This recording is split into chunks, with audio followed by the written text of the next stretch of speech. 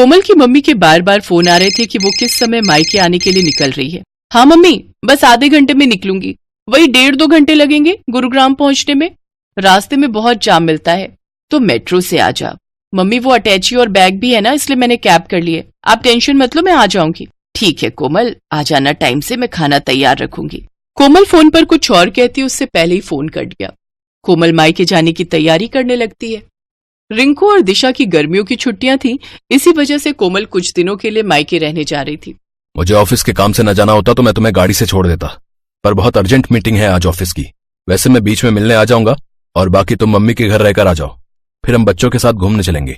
कोमल खुश थी कि वो बहुत दिनों बाद मायके रहने जा रही है। बच्चों के स्कूल और कामों की वजह से कोमल बहुत कम मायके रहने जा पाती थी। अब बच्चों की छुट्टियां थी, इसलिए कोमल कुछ दिनों के लिए मायके रहने जाती है। पर जब वो मायके पहुंची तो उसकी भाभी सुनैना घर पर नहीं थी। नानी माँ, मुझे मैंगो शेक पीना है। नानी माँ, मुझे मैंगो खाना है। हाँ हाँ बच्चों रुको, मैं अभी तुम दोनों के लिए मैंगो भी लाती हूँ और मैंगो शेक भी। मम्मी, भाभी अपनी मम्मी के घर से कब तक आएंगी?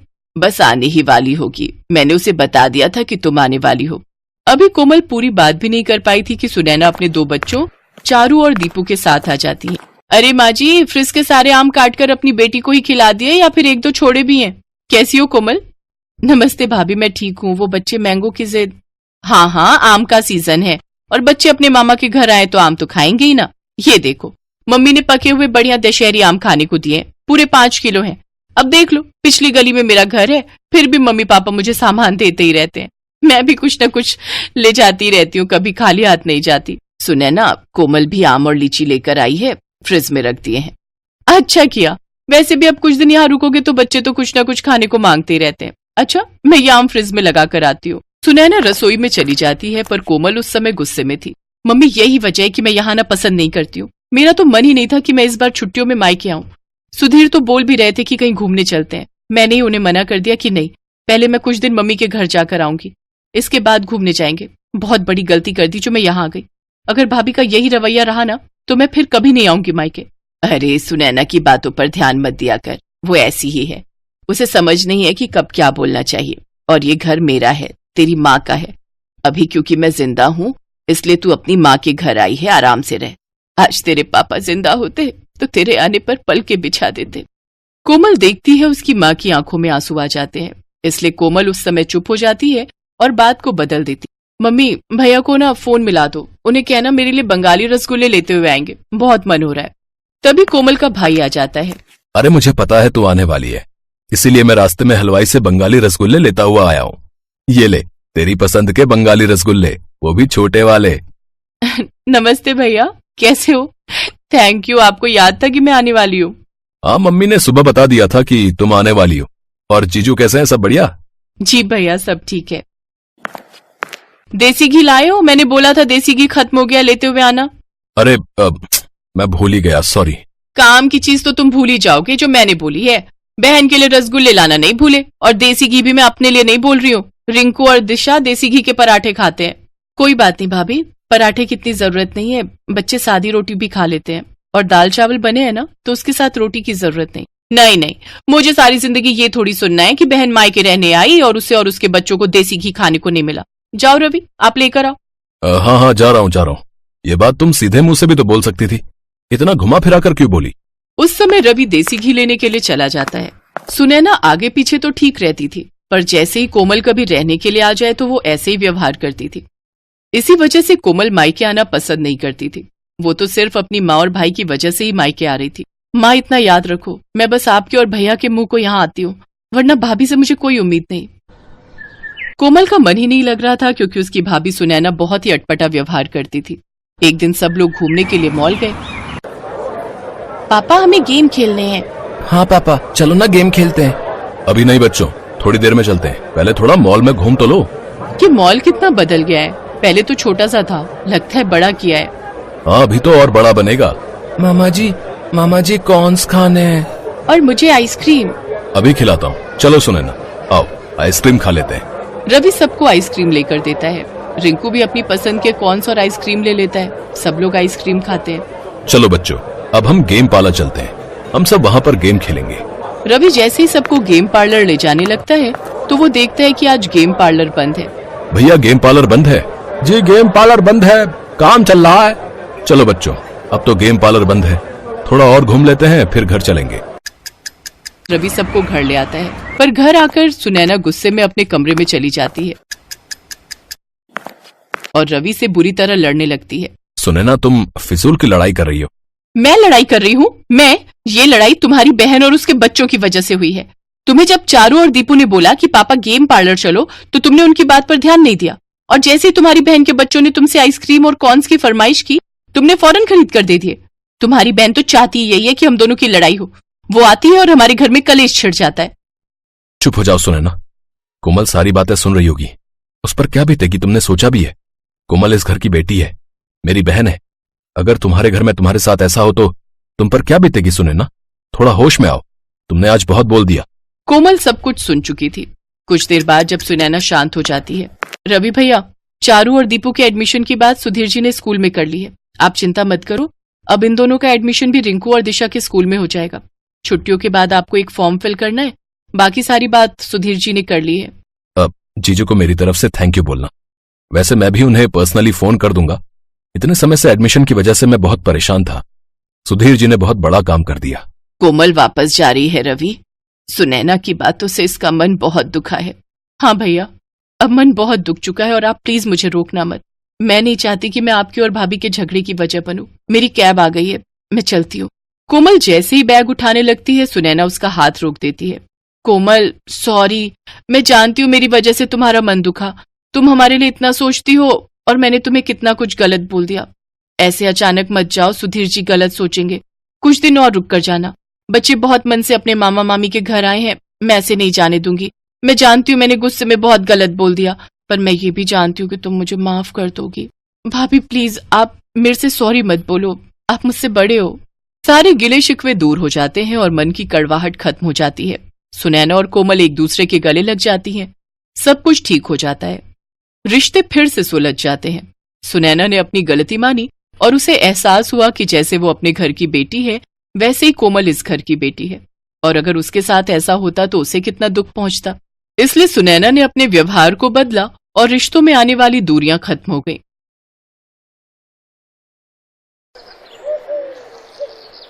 कुछ दिनों से मीरा बहुत परेशान थी। उसकी शादी के बाद जब जब वो अपने मायके अपने भाई भाभीयों से मिलने के लिए जाती तो सब उसे खूब लाड प्यार करते, उसकी खूब खातिरदारी करते, पर कुछ समय से वो उनके नेचर में चेंज देख रही थी, इसीलिए उसका मन भी बहुत उदास था। क्या हुआ बहू, तुम थोड़ी परेशान दिखाई दे रही हो? मुझसे कहो, मैं भी तो तुम्हारी माँ हूँ। माँ जी, शादी से पहले भैया भाभी मेरे से बहुत प्यार से बात करते थे, मेरी छोटी छोटी जरूरतों का बहुत ख्याल रखते थे, मुझे किसी भी चीज की कमी नहीं होने देते थे। पर शादी के बाद मैं जब भी उनसे मिलने जाती हूँ वो मेरे से ठीक से बात ही नहीं करते और यहाँ तक कि मुझसे मिलने भी नहीं आते, और मुझे उन्होंने बुलाना भी बहुत कम कर दिया है। आखिर ऐसा क्या हुआ है जिस वजह से वो लोग मुझसे बात करने से कतराने लगे हैं? हो सकता है बहू ये तुम्हारे मन का वहम हो। पहले तुम उनके साथ रहती थी ना, तो तुम्हें इस बात का एहसास नहीं होता था। अब तुम उनसे दूर हो इसलिए तो उन्हें ज्यादा याद करने लगी हो, तभी तुम्हारे मन में ऐसे विचार आ रहे हैं। मुझे नहीं लगता कि ऐसा कुछ उनके मन में होगा। एक काम करो, तुम कुछ दिनों के लिए अपने मायके रहकर आ जाओ, इससे तुम्हारे मन का वहम भी दूर हो जाएगा और तुम्हारा उदास मन भी ठीक हो जाएगा। थैंक यू माँ जी, मैं तो पता नहीं क्या क्या सोच रही थी। मैं कल ही मायके रहने चली जाती हूँ। एक काम करती हूँ, मैं उन्हें कुछ बताऊंगी नहीं, उन सबको सरप्राइज दूंगी। अगले दिन मीरा अपने भैया भाभी को सरप्राइज देने के लिए अपने मायके पहुँचती है, पर वहाँ पर तो ताला लगा हुआ था। अरे, घर पर तो ताला लगा हुआ है, हो सकता है निशा भाभी और अलका भाभी कहीं बाहर गई हो। थोड़ा इंतजार कर लेती हूँ। एक काम करती हूँ, निशा भाभी के मोबाइल पर फोन करती हूँ। मीरा अपनी बड़ी भाभी को फोन मिलाती है, पर फोन ही नहीं मिल रहा था। तभी पड़ोसन उसके पास आती है। अरे मीरा बिटिया, कैसी हो? नमस्ते आंटी जी, मैं ठीक हूँ। आपको कुछ आइडिया है कि भाभी कहाँ गई हैं? वो सब तो घूमने के लिए विदेश गए हैं, 1 महीने बाद लौटेंगे। वो तुम्हारे भतीजे ऋषि का बर्थडे है ना, वही मनाने के लिए गए हैं। विदेश गए हैं? मुझे बताया भी नहीं। आ जाओ बिटिया, यहाँ आ जाओ, मैं चाय बनाती हूँ। नहीं नहीं आंटी जी, मैं फिर कभी आऊंगी, अभी मैं चलती हूँ। नमस्ते आंटी। मीरा के दिमाग में बहुत सी बातें चलने लगी। पूरे रास्ते कुछ न कुछ सोचती रही। अजय भैया और विजय भैया तो कह रहे थे कि मेरी शादी के लिए उन्होंने कर्ज लिया है, उनके पास शादी के लिए पैसे नहीं है, पहले ही उनका काम अच्छा नहीं चल रहा, बड़ी मुश्किल से मेरी शादी कर रहे हैं, पर विदेश ट्रिप में बर्थडे के लिए फिर उनके पास पैसे, मुझे कुछ समझ नहीं आ रहा। और यहाँ तक कि घूमने जा रहे हैं, वो भी देश से बाहर, विदेश में, मुझे एक बार फोन करके बताया तक नहीं। उलझन भरी बातें मीरा के दिमाग में चलती रहीं। जैसे ही वो वापस ससुराल पहुंची तो उसकी सास और पति दंग रह गए। अरे मीरा, तुम वापस आ गई? तुम तो भैया भाभी के घर रहने गई थी ना? क्या हुआ बहू, तुम लौट क्यों आई? भैया भाभी आउट ऑफ इंडिया गए हैं ऋषि का बर्थडे मनाने के लिए। सब लोग 1 महीने बाद लौटेंगे। मुझे एक बार भी फोन करके दोनों भैया और भाभी ने बताया तक नहीं। मैं यही सोच रही हूँ, कम से कम एक फोन तो कर देते। हमसे तो उन्होंने कहा था कि हमारे पास शादी के लिए पैसे नहीं हैं, इसीलिए अमित ने लोन लेकर पूरी शादी का खर्च उठाया था। वैसे मुझे ये बात कहनी नहीं चाहिए बहू, पता नहीं तुम क्या सोचोगी, पर उन लोगों के पास विदेश घूमने के लिए पैसे कहाँ आए, जबकि पूरी शादी तो हमने की है, यही देखते हुए कि उनके पास शादी के लिए पैसे नहीं है। ये तो तुम दोनों की लव मैरिज थी, इसी वजह से ना मैंने कुछ बोला, ना तुम्हारे ससुर जी ने, और ना ही अमित ने। छोड़ो विमला, ये सब कहने की क्या जरूरत है? बहू पहले ही बहुत परेशान है, ये सब बातें सुनकर ये और परेशान हो जाएगी। कोई नहीं, मीरा हमारी बहू है, हमारा खर्चा हो या इसके मायके वालों का, बात एक ही है। अगले 1 महीने तक मीरा के भाई भाभीओं ने एक भी फोन नहीं किया। अचानक 1 महीने बाद एक दिन जब मीरा अपने पति अमित के साथ बाजार गई हुई थी, वहीं उसकी दोनों भाभियां उसे दिखाई दें, पर वो दोनों उससे नजरें चुराने लगी। सुनो, ये तो निशा भाभी और अलका भाभी है ना? इसका मतलब ये लोग विदेश से वापस आ गए, पर इन्होंने आकर भी मुझे फोन नहीं किया। चलो तो मैं बात करती हूँ। छोड़ो ना मीरा, जब उन्होंने ही तुम्हें याद नहीं किया तो तुम क्यों उनसे बात कर रही हो? रहने दो। नहीं नहीं, ऐसे थोड़ी होता है। जरा पूछूं तो, वो मेरी भाभियां हैं, उनसे ये सब पूछने का तो मेरा हक बनता है। रुको, मैं अभी पूछती हूँ। मीरा जैसे ही अपनी दोनों भाभियों के पास जाने लगती है, उसकी भाभियां उसे देखकर इग्नोर करके चली जाती हैं। निशा भाभी, अलका भाभी, इधर। अरे, मुझे देखकर भी अनदेखा कर दिया। मुझे कुछ समझ नहीं आ रहा, आखिर ये माजरा क्या है? मैंने तुम्हें बोला था ना कि मत जाओ। देखो, उन्होंने तुम्हें देखा फिर भी नहीं रुकी। चलो अब घर चलते हैं। मीरा घर आकर सारी बात अपनी सास को बताती है। अब तो ये सब सुनकर मुझे भी कुछ गड़बड़ लग रही है। तुम्हारे भैया भाभी तुम्हें अनदेखा क्यों कर रहे हैं? कुछ दिन इंतजार करो, देखते हैं, क्या पता वो खुद फोन कर लें। अगले कुछ दिनों तक मीरा ने वेट किया, फिर भी किसी का भी फोन उसके मायके से नहीं आया। एक दिन मीरा अपनी सास के साथ किसी काम से बाजार से लौट रही थी, तो रास्ते में उसे अपने पापा के खास वकील दोस्त मिस्टर शर्मा मिल गए, जिनसे उसे एक ऐसी बात पता चली जिसे सुनकर वो और उसकी सास हैरान रह गए। मुझे तो हैरानी हो रही है मीरा बिटिया कि तुम्हारे दोनों भाइयों ने बंटवारे का हिस्सा तुम्हें नहीं दिया, जबकि तुम्हारे पापा तो 3 हिस्से करके गए थे। उन्होंने तुम्हारी वसीयत में यही लिखा था कि तीसरा हिस्सा तुम्हारी शादी और तुम्हारे दूसरे खर्चों के काम आएगा। पता नहीं अचानक से तुम्हारे दोनों भाइयों ने मुझे मना कर दिया और मेरी जगह किसी और वकील को हायर कर लिया। मुझे बात ही समझ नहीं आई। अब मैं क्या ही बोलता कि मुझे क्यों हटा रहे हो। मेरा बोलना भी सही नहीं था ना, पर मैं ये तो कहूंगा बेटी कि तुम्हें अपने हक का पैसा लेना चाहिए। वो तुम्हारे पापा की आखिरी इच्छा थी कि तुम्हें भी बंटवारे का हिस्सा मिले। मुझे कहना तो नहीं चाहिए, पर कहीं ना कहीं मुझे लगता है कि तुम्हारे भाई भाभीओं ने तुमसे बेईमानी की है। मैं यकीन नहीं कर सकती कि मेरे अपने सगे भाई मेरे साथ ऐसा करेंगे। वकील अंकल, प्लीज मेरी हेल्प कीजिए, ताकि मैं अपने हिस्से के पैसे अपने भाई भाभीओं से ले सकूं। एक बार वो कहते तो सही कि बहन, हम तुझे बंटवारे का हिस्सा नहीं देना चाहते, तो मैं हंसते हंसते वो पैसे उन्हें दे देती। अरे, मैं तो उनकी सगी बहन हूँ। वो मुझसे जान भी मांगते तो मैं दे देती, पर उन्होंने मुझसे इस तरह झूठ और बेईमानी के सहारे बर्ताव किया है, वो माफी के लायक ही नहीं है। प्लीज अंकल, मुझे किसी भी तरह अपने भाइयों से अपना हिस्सा लेना है। ठीक है, मैं तुम्हारी मदद जरूर करूंगा बेटी। है मीरा, तुमने बिल्कुल सही फैसला लिया है। मैं और बाकी घर के लोग भी तुम्हारे साथ हैं। Thank you mummy ji, thank you so much. मुझे पता है कि आप लोग बहुत अच्छे हैं। आपने खुद ही सारी शादी का खर्च उठाया था, ये बात मैं कैसे भूल सकती हूँ। अब मैं अपने भाई भाभीओं से अपने पापा की जायदाद का हिस्सा जरूर लूंगी, जो वो मेरे लिए छोड़ कर गए हैं। वकील मिस्टर शर्मा की हेल्प से मीरा को अपने पिता की जायदाद में से तीसरा हिस्सा मिल जाता है, जो वो उसके नाम करके गए थे। पर मीरा को इस बात का दुख था कि उसके भाई पैसों के लिए उसके साथ गलत हो गए। आज से मेरा कोई मायका नहीं है। भूल जाना कि आपकी कोई बहन भी थी। ऐसा मत कह मीरा, हमसे गलती हो गई।